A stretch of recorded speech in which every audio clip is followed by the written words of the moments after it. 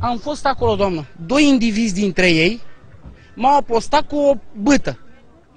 Mi-a dat cu bâta în antebraț. Eu m-am chinuit foarte mult timp să fac antebrațul ăsta, ei mi-a dat de majulit. Și acum, după ce mi-a dat ei cu bâta, în mână eu am pus mâna, am luat și o bâta și i-am dat lui unul în față și lui altul i-am dat perversă, ca pe Târgu Ocna aici. De-am deschis asta.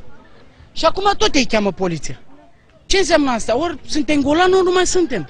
Dar voi de ce v-ați dus acolo, să vă certați? Pentru că eu veneam de la tenis, jucam în parte, în capul străzii, jucam tenis și veneam acasă. Și când a venit tata, era pe jos, îl bătea și mama la fel. Dumneavoastră, mă, cum ce ați făcut? Ei mi-au spus ceva despre un copil, că voi vreți să luați copilul acela. Da, ascultați, sora mea are un copil cu băiatul ăla. S-a îndrăgostit amândoi și a făcut un copil. Și acum am stat de vorbă cu ei, că am avut o scandal, să-i dea copilul 60 de minute pe zi, o oră, adică. 3600 de secunde.